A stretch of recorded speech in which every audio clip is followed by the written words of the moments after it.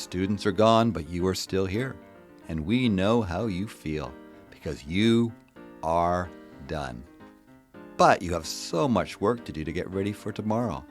Good afternoon, podcast listeners everywhere. Welcome to After the Bell, a Stunt Brothers production. A podcast that gets inside the life of a teacher and provides a wellness guide for being prepared to take on this most challenging of professions. I'm Martin Stuvel. And I'm Roy Hunt. And we share your pain, having taught a combined 70 years. The guarantee of this podcast is to make you laugh, make you think, and give you at least one little nugget that you can use in the classroom. So get out your marking, organize your supplies, or just pour yourself a coffee. I want something stronger. And listen, engage, and interact with After the Bell, a podcast for you, the hard-working, dedicated teacher who wants 3 lesson plans, free advice, and a free meal. Okay, Roy, but I'm not paying for anything more than McDonald's.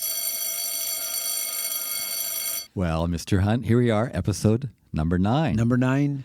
And we're for us, it's the middle of the Christmas season. Like, it's coming. Christmas is in a week. Yes. And we know the listeners are going to be listening to this in late February or beginning of March because we'll start releasing them then. But it's kind of nice this time of year, right? A little celebration is in the air, right? A little celebration. Well, I think celebrating the fact that we've made it to 9 episodes is fantastic. And I'm looking forward to continuing this path that we're on right now. Yeah, that was kind of a goal to get as many as we could before Christmas, yes. Then polish them up over Christmas time in the recording studio, and then start releasing them once a week, and then build upon that momentum. Yes, and I guess what happens after those 10 episodes that we start releasing will be up to our listenership. It will be. Yes, and so I'm hoping that we're in your hands. We're in your hands.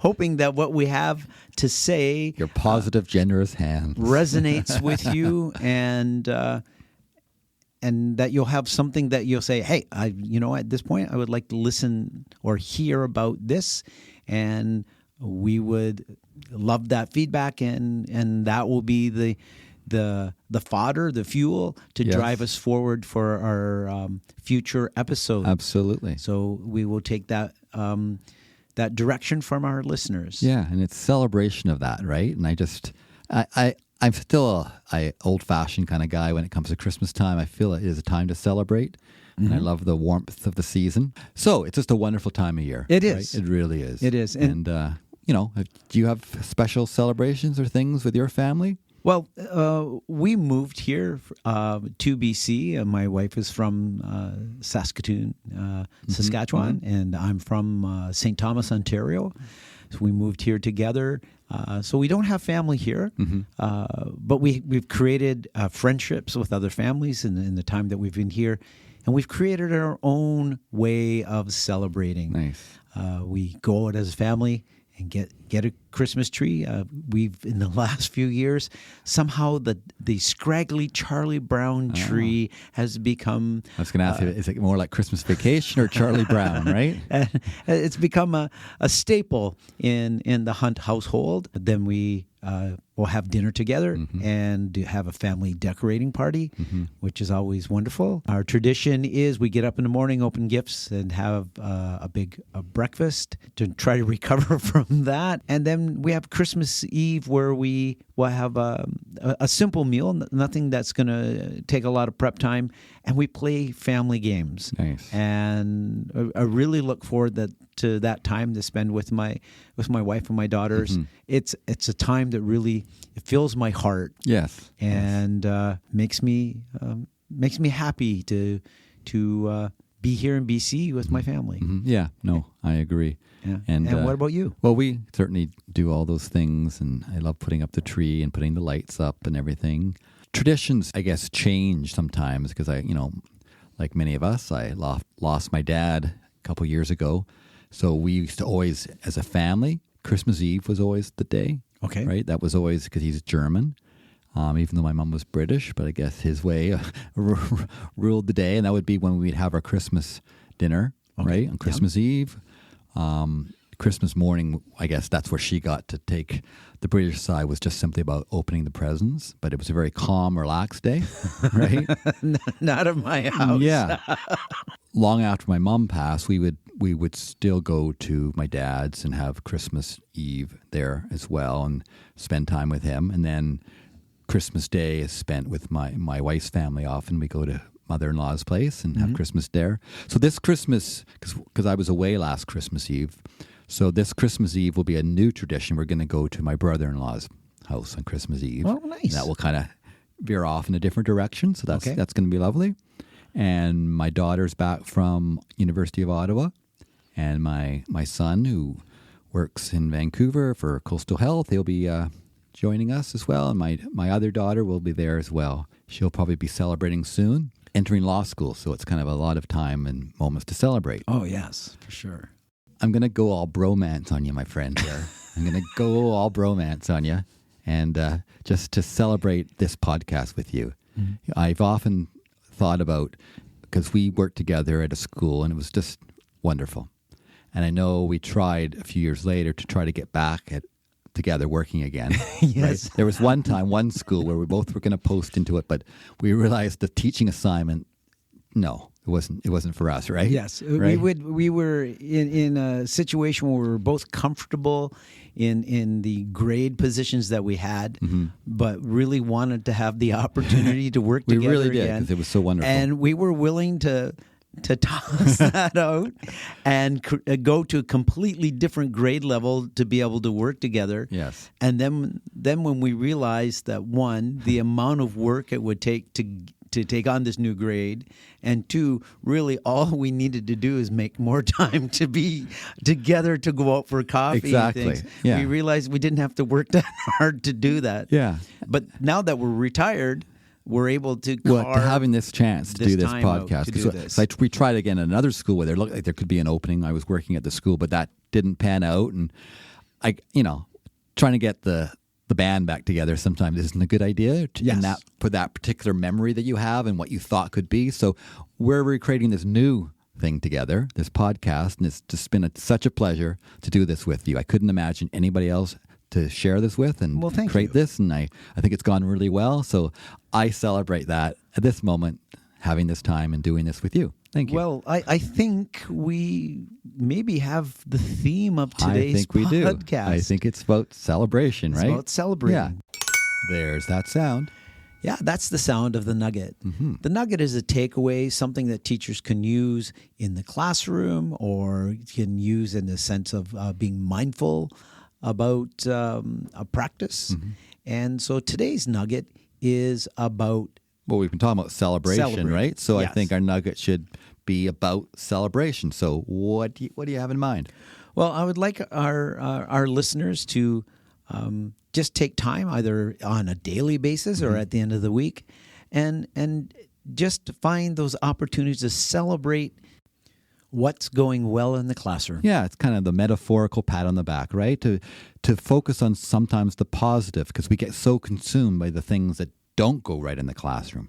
That's right. I find oftentimes teachers are very humble. Mm-hmm. They are humble. And they look at the things that aren't going well and maybe focus on that. So because they all want to be perfect, right? Yeah.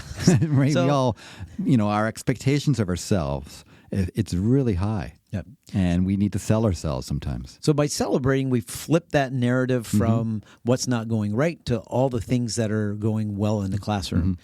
So by taking stock of those things that are going on, the metaphorical pat on the back, as you said, then we're also changing the narrative of our discussions with others. Because if you're thinking in line with all the things that are going right, then my belief is that you'll be talking with others about all the things that are going right.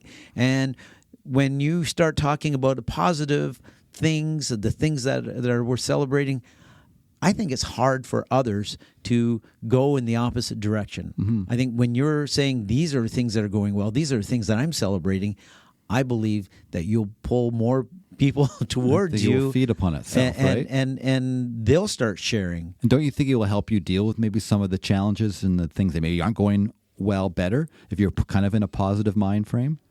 I think it gives you the opportunity to once you take stock of all the things that are going well, then you can address some of the things that you'd like to work on with a clearer mind, or at least more of a positive, in a positive direction. Because we've said so many times in this podcast, you have one of the hardest jobs in the world, and the challenges are extreme. We get that.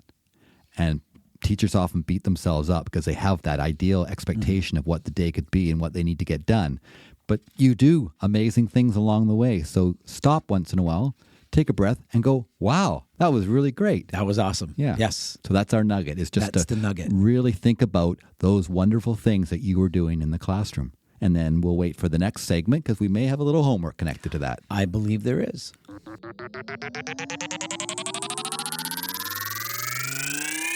What's that sound? What's that sound? And there's that sound. That's There's the the homework. sound. There's the homework sound. And sometimes we go on a field trip. We've gone on a few field trips, but it sounds like we're actually going to have homework this time. Sorry, there's no field trip this week, but we Mr. do Hunt. have homework. And I'm going to call the homework the 3 for me. 3 for me. 3 for me. Okay. And I want our listeners to look at their week and write down 3 things that they believe are worth celebrating. Okay. Right? So it's 3 for me. And Do they have to like post this everywhere and write a big essay? Or, I mean, it sounds like a lot of work suddenly. I want this to be simple homework because that's why teachers are busy, right? It's 3 for me. Okay. So I just want you to be able to find 3 things, take stock of those 3 things, and just say like, wow. Okay. But you have them there. So if in the end you want to do a blog about those things, or you want to send a newsletter, or you want to take some pictures and send it off to parents, right? And any of those things, it allows you to sell yourself a bit, which is sometimes it's part of this job and it's hard. But if you do a little selling of yourself, you'll find the response is that much better. Yes, because we can't always rely on our students. No. to share the fantastic things in the classroom. I mean, you could do the most amazing thing that day, and then they go home, and they then say, mom and dad go, "What'd you do at school today?" And nothing. Right? I did nothing. And you're like, and I know parents will go like, okay, you're at school for 6 hours. I know there's recess and lunch, and so 5 hours you did nothing. Yeah, nothing, Dad. Those teachers. So those amazing things that you do don't always get home, right? Yes. And you need to remind yourself of what they are too. But so you can share them. The most important thing is finding your opportunities to make yourself feel good. Yeah, and I would even say, get a chance even at the staff room table at recess or lunch, because often those become places where they're a conduit to get concerned about all the things that are going wrong, and people gripe. They do become gripe sessions, and that's important. It's important to get things off your chest and to talk to colleagues about it.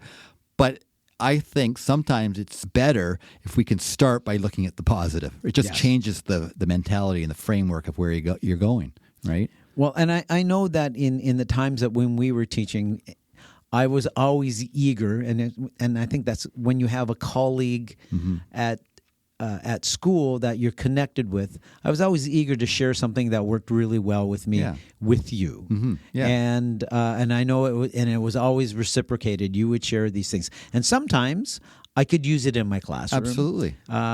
And it might not have even had the same traction as it did with you, right? Because all in the delivery. But those are those opportunities of finding the positives, the things to celebrate, because that made me happy for you, and I know when I would share something like that made you happy for me. Absolutely, it certainly did. But the key of this homework is not to give you a lot of work, but to give yourself a pat in the back, because you could go a month and not actually hear any positive feedback in this job sometimes, because we've said before, it's a lonely job. Even though you're surrounded by people, they're little people, and the message doesn't always get out, and they often can say thank you and be appreciative, but it doesn't always get to the point where you feel that positive feedback. You don't have a principal that necessarily sees what's going on. You don't have other teachers, other colleagues. So sometimes you got to be your own cheerleader. That's right. So this is about being your own cheerleader and thinking of 3 for me, 3 things that you did that week that you can celebrate. And if our listeners are doing the 3 for Me and then they want to, I would love to have them shared on our website. Put it on stuntbrothers.ca, right? That's right. Such a wonderful idea. And then other teachers can see those things, and it becomes this place where we can share positivity. Yes. Whoa, that's not the detention hall sound. What is going on here? Well, because we're celebrating, I'd like to keep things positive. Oh, and so I've nice. changed from the detention hall to the Gold Star. There we go. Yes, I like the lovely? sound of it. And so keeping it in the realm of celebration. This fits me. I've been accused of farting rainbows. So bring it on. Okay. And for the Gold Star today, I would like to celebrate BC's oldest teacher. Okay. 83-year-old Cathy Gallagher. Okay. 83 years old. 83 years old. And still teaching. And still teaching. Yeah, I read about her. I think there was an article, very nicely written article in the Vancouver Sun about her. And 83 years old. She was born in Indonesia in 1941, came to BC in 1965, and then taught for 30 years at Barrowtown Elementary. But she's also taught at several First Nation schools, including the Nisga'a First Nation School, Blueberry River First Nation, Prophet River First Nation, and lately she's been at the Squiala First Nation near Chilliwack, and she actually commutes all the way from Vancouver to Chilliwack at age 83. Right? I could not do that. Yeah, and she has 2 famous children. Her daughter is Margaret Gallagher, who you might know from CBC From Radio. CBC, yeah, I do. And her son is the actor Robert Gallagher. And have you ever seen Night at the Museum? He played Attila the Hun. Okay. Yeah, and she refers in the article to my son. That's Attila the Hun, Attila right? the Yeah. So that is a gold star to be Yes. 83, and it sounds like she still loves what she does, right? The article said that she's still passionate. She has energy and drive. And actually, they say that it's hard for other staff members to keep up to her. You're Yes. amazing. That is amazing. So the Gold Star out there for Cathy Gallagher. Congratulations. Congratulations. And it's Rearview Mirror time. This is where we look into the past to see where we came from. And we've been celebrating, so maybe we should look into the past and celebrate some people that are well known in this world and the influence teachers had on them. Yes. Yeah. So do you have one to get us started? I do. Okay. I'm going to start with Billy Joel. Oh, wow. Right? Billy Joel recognizes the influence that his music teacher, Arnold Church, had on his becoming a professional musician. There you go. I've got Stephen Hawking, the wonderful theoretical physicist. And he talks about being inspired at age 14 by his teacher, Dikran Tata. I apologize if I say that wrong, but that was his mathematics teacher at the time, and he just inspired him to do mathematics, more mathematics, and physics. And he wrote in his obituary that he inspired love and an increase of intellectual energy in everyone who came within his ambit. Wow. So that's high praise indeed for That is high the teacher praise, of Stephen yes. Hawking.